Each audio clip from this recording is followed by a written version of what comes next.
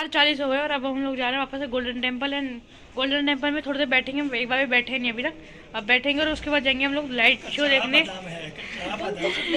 Dance कर रहे हैं भाई उधर। हम लोग कुछ मतलब गुरुद्वारा से निकलने के बाद हम लोग कुछ खाएंगे पियेंगे एंड उसके बाद हम जाने वाले लाइट शो देखने। तो सबसे पहले चलते हैं गुरुद्वारे में। अपन लोग ने यहाँ पे जूते वगैरह जमा करवा दिया, अपन लोग नीचे आ गए हैं शूज हाउस में। हम लोग अभी टोकन वगैरह ले लिया, जा रहे हैं मेन मंदिर की तरफ। वापस से गोल्डन टेम्पल है, हम 1 मिनट के लिए भी वहाँ बैठे नहीं है, जाएंगे मत्था टेकेंगे फिर बैठेंगे थोड़ी देर, चलते सीधा अंदर। Bye bye. जो सीन रात में नहीं दिखेगा वो दिन में दिखेगा, और जो दिन में नहीं दिखेगा वो रात में दिखेगा। अभी जाएंगे लाइट शो देखने और मज़ा आएगा। चलो मेरी मम्मी।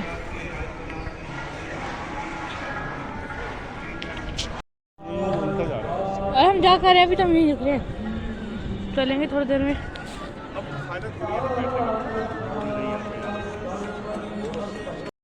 चल लेना। 6 बज गए ना, अपन लोग सब दर्शन करके बाहर निकल गए हैं गुरुद्वारे से। अब हम जा रहे हैं जलियांवाला बाग, जलियांवाला बाग लाइट शो देखने। तो पहले यहाँ से आगे जाएंगे, कुछ खा पियेंगे, फिर जाएंगे हम जलियांवाला बाग। मिलते सीधे जलियांवाला बाग पे। Let's go.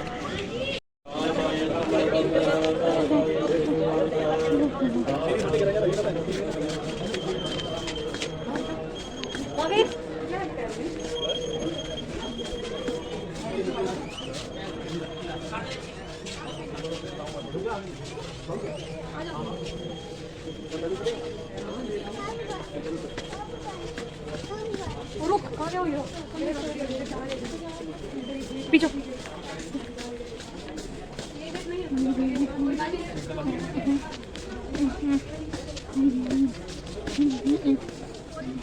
हम लोग कब पहुँच गए हैं? अभी तो 6:20 है, अभी टाइम तक बैठ जाते हैं लाइट शो स्टार्ट होने में। साढ़े होने में 9 मिनट है और हम लोग यहाँ पर तो बहुत ज़्यादा भीड़ है, ढंग से दिखेगा नहीं। थोड़ा क्लोजेस्ट वे में जा रहे हैं जहाँ दिखते हैं उस तरफ चलते हैं, जितना हो सकता है हम लोग चलते हैं। वहाँ पे जाकर कैमरा ऑन करता हूँ। Bye bye. 29 हो गए हैं, कुछ ही मिनट में, कुछ ही सेकंड में स्टार्ट होगा। मम्मी पापा वहाँ चले गए हैं, वहाँ उधर बैठे हैं, दिख ही रहा होगा थोड़ा बहुत। एंड हम लोग यहीं खड़े हैं एंड यहाँ पे 6:30 बजे होने वाले हैं, जस्ट वेटिंग। लेट्स गो, मुझे जल्दी स्टार्ट होने वाले ब्रो। भाई यहाँ पे कह रहे थे 6:30 बजे के बाद जलियांवाला बाग बहुत अच्छा लगता है, देखते हैं 6:30 बजे लाइट शो होगा ब्रो। लाइट शो हो गई, लाइट शो स्टार्ट हो गया।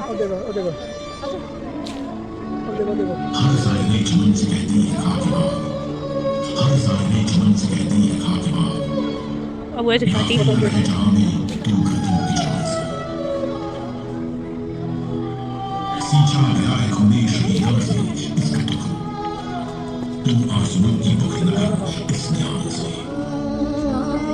अभी आएंगे ना तब देखेंगे रियलिटी में, तो लगेगा जो लोग इस बात में शकील हुए सब उनका सिख न हिंदू न मुसलमान, उसमें साखी खून न नफरत हो ऐसे पूरा हिंदुस्तान।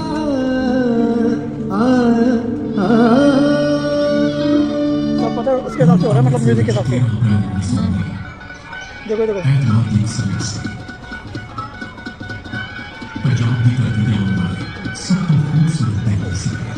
देख लाइट के, एक लाइट सारी लाइट के वो कहाँ चली लाइट में नहीं आ रही, ऑफ है क्या भाई? देखो भाई क्या सीन है, सुनो मैं कुछ नहीं बोल रहा हूँ।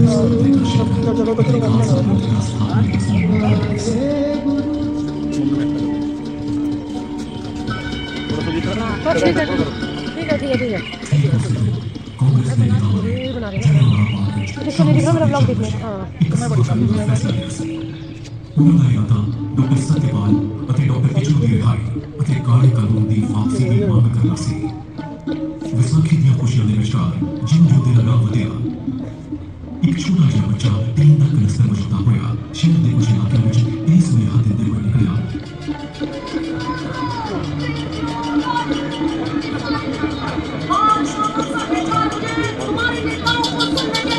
जलियांवाला बाग में इकट्ठे हुए, अपने परिवारों के साथ जरूर आए। सुनो सुनो सुनो। इस बच्चे की नानी विसाखी नाम के लोगों ने सुना, इस बच्चे का इस सुंदरता में करना था कोई जरूर नहीं है। खास बनाया सवा है कोई। आप चलो, हम मत नहीं कहेंगे।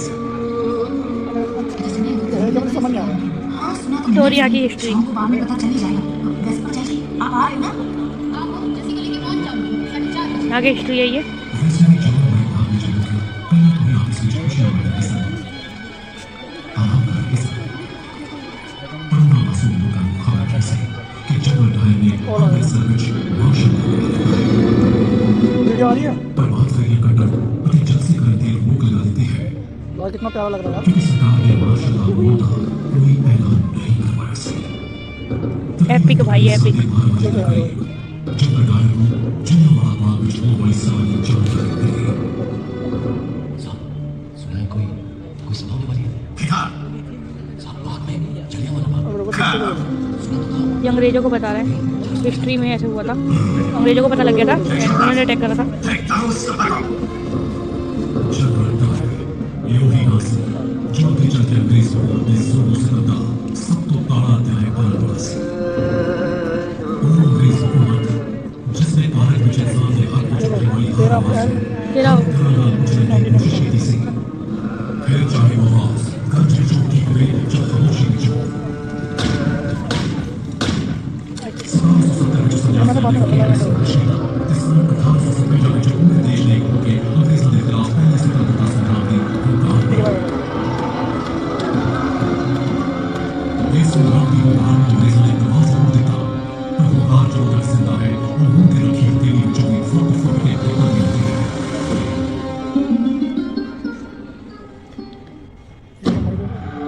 क्रांतिकारी ने आजादी का पीड़ा चुके कदे कांग्रेस ने कर्म डाले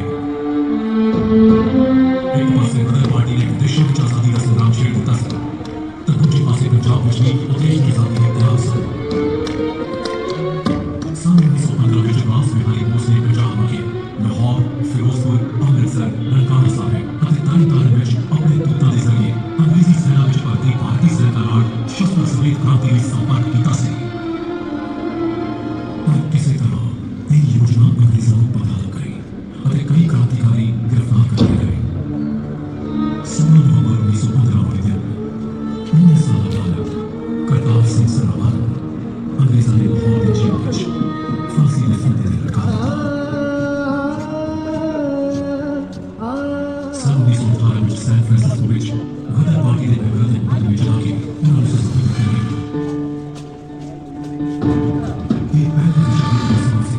लगा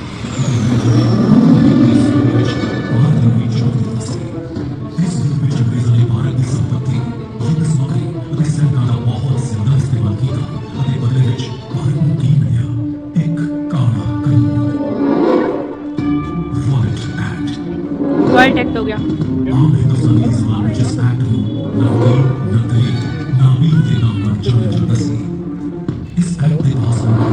पुलिस चाहे जिस भी तलाशी कर सकती थी बिना कारण किसी को भी 2 साल की सजा दे दी जा सकती थी इसका इस्तेमाल करके भारतीय अखबार की कलम टूट सकती थी फिर भारत ने इस काले कानून का जवाब दिता सत्याग्रह दे रहा देश भर में इसके विरोध में सभाओं के आंदोलन होने लगे ये इंग्लैंड का झंडा है ब्रिटिश फिर 3 मार्च 1919 दिल्ली में 7 निहत्थे मुकाबले सरकारी गोलियां मार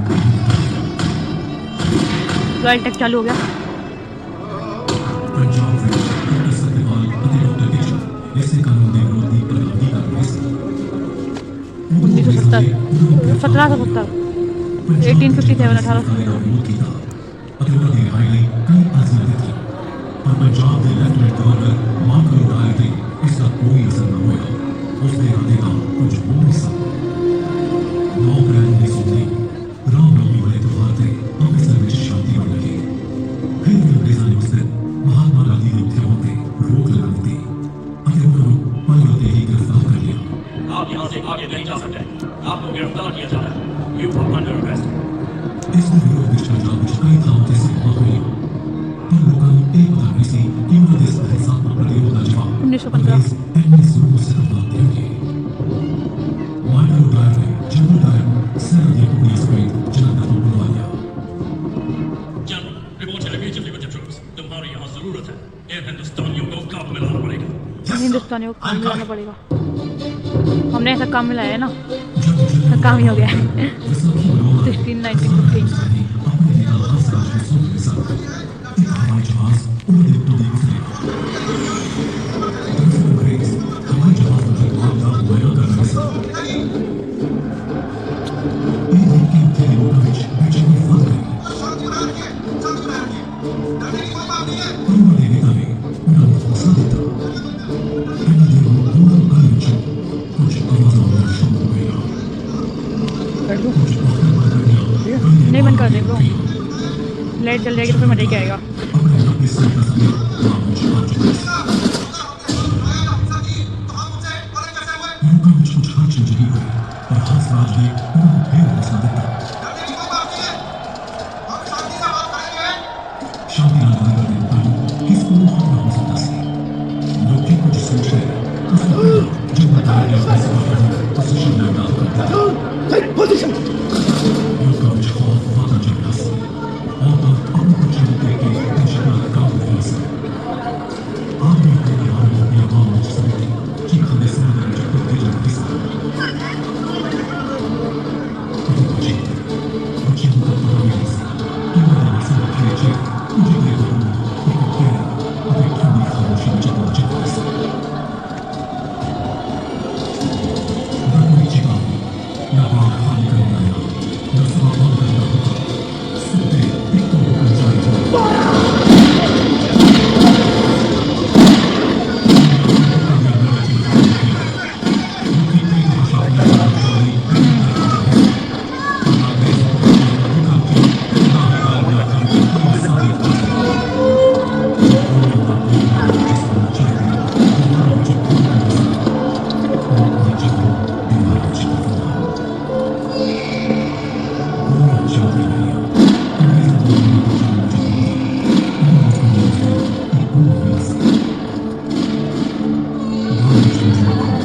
गजब भाई,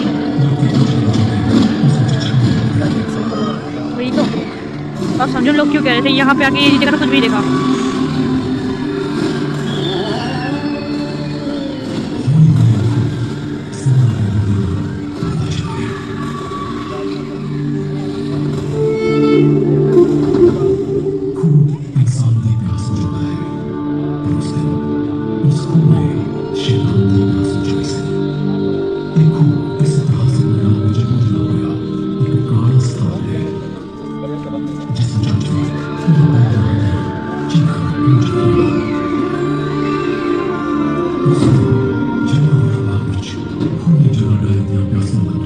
पूरा अंधेरा यहाँ पे।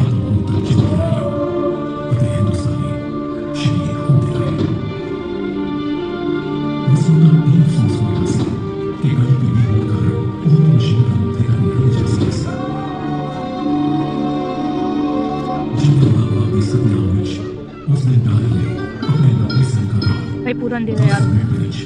1650 गोलियां दागियां जिस साल 1000 से ज्यादा भारतीय शहीद हुए। वहाँ बच्चे एक बच्चा ऐसा भी से जिसने उम्र में 10 साल नहीं हुए। एक बच्चा ऐसा भी था जिसको पैदा हुए 10 दिन भी नहीं हुए। बता रहे हैं एक 3 साल के बच्चे की लाश, एक 3 साल के बच्चे की लाश थी। बाहर मौजूद एक लाश को एक औरत बैठी सी। उस औरत का नाम से रतन देवी रतन देवी जो अपने पति की लाश को रखा कर रही सी। पति से इतना पता नहीं कितने सारे लोग अपने अंदर लाशों को बैठे हुए सन।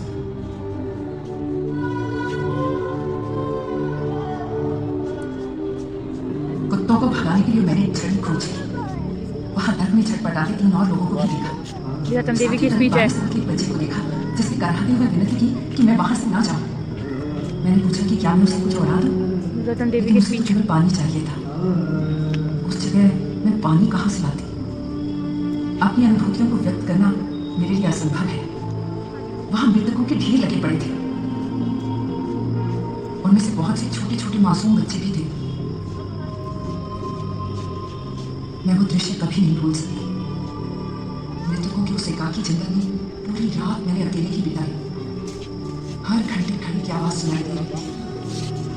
सुबह 6 बजे मेरी गली से कुछ लोग चारपाई लाई और मैं अपने पति का शरीर घर ले जा सकी। रात मैंने चालू कर दिया वो केवल मुझे और मेरे परिवार को ही पता है। ਉੱਥੇ ਮੌਜੂਦ ਮੁੰਡਿਆਂ ਦੇ ਅਤੇ ਉਹਨਾਂ ਦੇ ਵਿਰਲਾਪ ਕਰ ਰਹੇ ਉਹਨਾਂ ਦੇ ਘਰਦਿਆਂ ਦੀ ਖਬਰ ਲੈਣ ਵਾਲਾ ਕੋਈ ਨਹੀਂ ਸੀ। ਜ਼ਖਮੀਆਂ ਦਾ ਇਲਾਜ ਕਰਨ ਵਾਲਾ ਕੋਈ ਨਹੀਂ ਸੀ। ਉਹਨਾਂ ਨੂੰ ਪਾਣੀ ਤੱਕ ਪਿਲਾਉਣ ਵਾਲਾ ਕੋਈ ਨਹੀਂ ਸੀ। ਆਪ ਖੁਦ ਸੋਚੋ ਉਸ ਦਰਦਨਾਕ ਮਾਹੌਲ ਦੇ ਬਾਰੇ ਜਿਹੜਾ ਅਗਲੇ 24 ਘੰਟਿਆਂ ਤੱਕ ਉਸੇ ਤਰ੍ਹਾਂ ਹੀ ਰਿਹਾ। ਉਹ ਦਰਦ, ਉਹ ਖਾਮੋਸ਼ੀ ਜਿਹੜੀ ਉਸ ਨੂੰ ਜਲਿਆਂਵਾਲਾ ਬਾਗ ਵਿੱਚ ਫਸ ਗਈ, ਉਹ ਖਾਮੋਸ਼ੀ ਹਿੰਦੁਸਤਾਨ ਦੇ ਸੀਨੇ ਵਿੱਚ ਅੱਜ ਤੱਕ ਗੂੰਜ ਰਹੀ ਹੈ।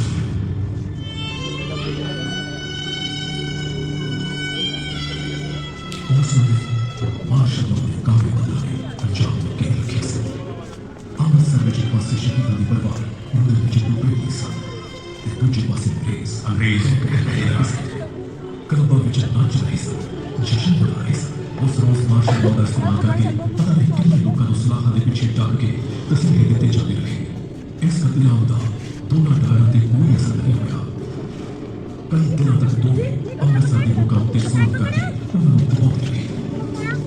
ਉਹਨਾਂ ਦਾ ਜ਼ੁਲਮ ਇਸ ਹੱਦ ਤੱਕ ਸੀ ਕਿ ਜੋ ਵੀ ਹਿੰਦੁਸਤਾਨੀ ਉਸ ਗਲੀ ਵਿੱਚੋਂ ਗੁਜ਼ਰਦਾ ਉਹਨੂੰ ਗੋਡਿਆਂ ਦੇ ਹੱਥਾਂ ਦੇ ਪਾਰ ਲੇਖਣ ਤੇ ਮਜਬੂਰ ਕੀਤਾ ਜਾਂਦਾ।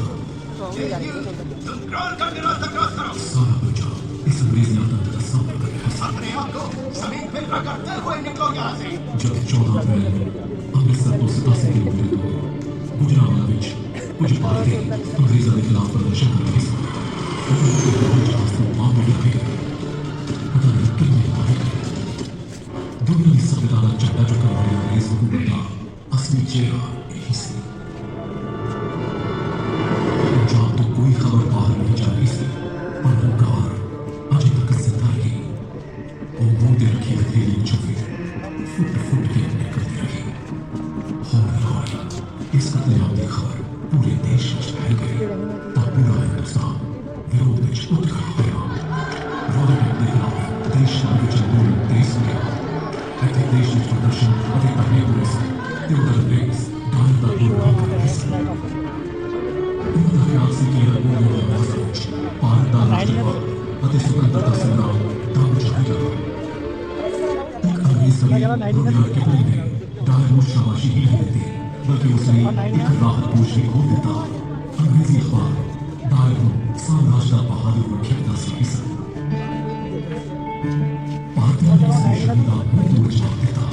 ਇਸ ਕਤਲੇਆਮ ਦੇ ਖਿਲਾਫ ਆਪਣੀ ਆਵਾਜ਼ ਨੂੰ ਬੁਲੰਦ ਕਰਦੇ ਗੁਰੂ ਤੇਗ ਬਹਾਦਰ ਨੇ ਆਪਣੀ ਲੜਾਈ ਨੂੰ ਫਤਿਹ ਵਾਪਸ ਕਰ ਦਿੱਤੀ। भाई अभी तक पूरे 21 मिनट में ऐसे ही खड़ा हूँ एक ही जगह पे बिना हिले।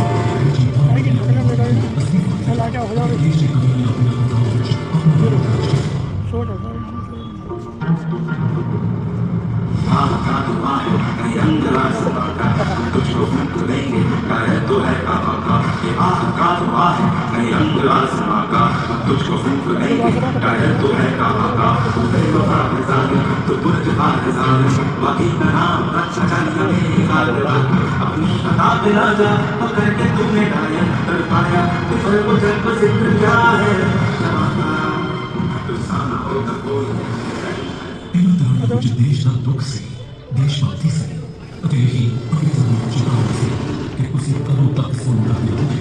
ਇਹ ਦੇਸ਼ ਸਾਡਾ ਹੈ ਅਤੇ ਅਸੀਂ ਇਸ ਨੂੰ ਆਜ਼ਾਦ ਕਰਾ ਕੇ ਹੀ ਰਹਾਂਗੇ। ਫਿਰ ਵੀ ਜਦੋਂ ਦੇਸ਼ ਭਰ ਵਿੱਚ ਬੜੇ ਲੋਕ ਨਹੀਂ ਹੋਗੇ ਤਾਂ ਉਹਨਾਂ ਨੂੰ ਪਤਾ ਨਹੀਂ ਅੰਗਰੇਜ਼ੀ ਹਕੂਮਤ ਨੇ हाँ पूरा मेरी खा रहा हूँ। ਉਸ ਕਮੇਟੀ ਦੀ ਸੱਚਾਈ ਸਾਹਮਣੇ ਲਿਆਉਂਦੇ ਕਾਂਗਰਸ ਨੇ ਮਦਨ ਮੋਹਨ ਮਾਲਵੀਆ ਦੀ ਨਿਗਰਾਨੀ ਹੇਠ ਆਪਣੀ ਇਨਕੁਆਇਰੀ ਕਮੇਟੀ ਬਣਾਈ। ਪੰਜਾਬ ਦੇ ਲੋਕਾਂ ਨਾਲ ਆਪਣੀ ਇਕਜੁੱਟਤਾ ਦਿਖਾਉਣ ਲਈ ਕਾਂਗਰਸ ਨੇ ਆਪਣਾ ਸਾਲਾਨਾ ਇਲੈਕਸ਼ਨ ਵੀ ਅੰਮ੍ਰਿਤਸਰ ਵਿੱਚ ਕੀਤਾ। ਇਸ ਇਲੈਕਸ਼ਨ ਵਿੱਚ ਅੰਗਰੇਜ਼ਾਂ ਨੇ ਫਰੈਸ਼ੀ ਬਣੇ ਦੀ ਬਹੁਤ ਆਲੋਚਨਾ ਕੀਤੀ ਰਹੀ। ਇਸ ਘਟਨਾ ਮਗਰੋਂ ਹਿੰਦੁਸਤਾਨ ਵਿੱਚ ਰਾਸ਼ਟਰੀ ਅੰਦੋਲਨ ਦੀਆਂ ਵਿਚਾਰਧਾਰਾਵਾਂ ਹੋਰ ਵੀ ਪ੍ਰਬਲ ਹੋ ਗਈਆਂ। ਜਲਿਆਂਵਾਲਾ ਬਾਗ ਦੇ ਕਤਲੇਆਮ ਮਗਰੋਂ ਉੱਥੇ ਹੋਏ ਜ਼ੁਲਮਾਂ ਨੂੰ ਜਦੋਂ ਆਪਣੇ ਪਿੰਡ ਜਾ ਕੇ ਇੱਕ ਬਾਲਕ ਨੇ ਦੇਖਿਆ ਤਾਂ ਉਸ ਬਾਲਕ ਵਿੱਚ ਦੇਸ਼ ਲਈ ਅਤੇ ਆਜ਼ਾਦੀ ਲਈ ਅਲੱਗ ਜੰਗ ਰਹੀ। ਉਸਨੇ ਉਸ ਬਾਲਕ ਨੂੰ ਭਗਤ ਸਿੰਘ ਬਣਾ ਦਿੱਤਾ।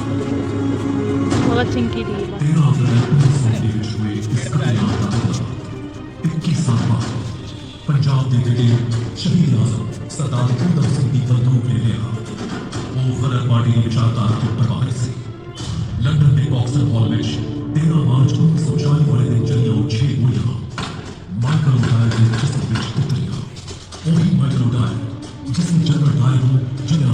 ਵਿੱਚ ਕਤਲੇਆਮ ਲਈ ਭੇਜਿਆ ਸੀ ਉਸ ਨੂੰ ਗੋਲੀ ਮਾਰਨ ਵਾਲੋਂ ਬੁੱਢਾ ਸਿੰਘ ਉੱਥੋਂ ਭੱਜਿਆ ਹੈ ਉਸ ਨੇ ਬੜੀ ਸ਼ਾਂਤੀ ਨਾਲ ਆਪਣੀ ਗ੍ਰਿਫਤਾਰੀ ਦਿੱਤੀ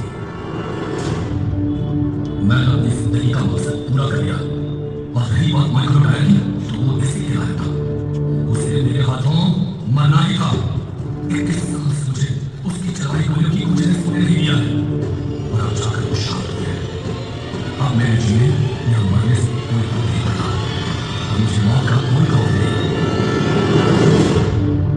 अपने दौरान हिंदू मुस्लिम एकता की मिसाल कायम करते हुए उसने अपना नाम मोहम्मद सिंह आजाद दसिया मेरे पे कल लाइफ है पता है मुझे अपने की पर करना है क्योंकि मैंने वो अपने मुल्क की आज़ादी के लिए किया है क्या ये अदालत मुझे बतलाएगी कि क्या जलियांवाला बाग में जनरल डायर की मनाई हुई वो भूमि पैसा की कत्लेआम नहीं थी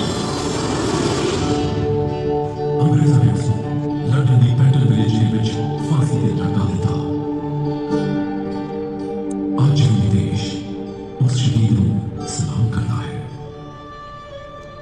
शहीद तेरी मौत ही तेरे वतन की जिंदगी शहीद तेरी मौत ही तेरे वतन की जिंदगी तेरे लहू से जाग उठेगी इस चमन की जिंदगी खिलेंगे फूल उस जगह कि तू जहां शहीद हो खिलेंगे फूल उस जगह कि तू जहां शहीद हो शहीद तेरी मौत ही तेरे वतन की जिंदगी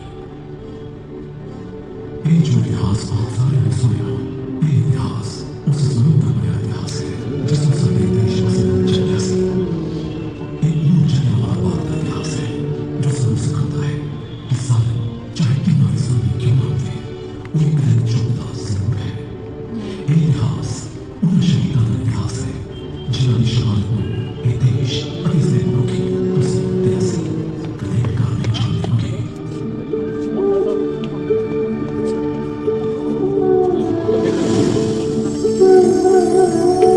पूरा करेगा क्या हैं? हाँ जी वही क्या बस हो गया लेट्स गो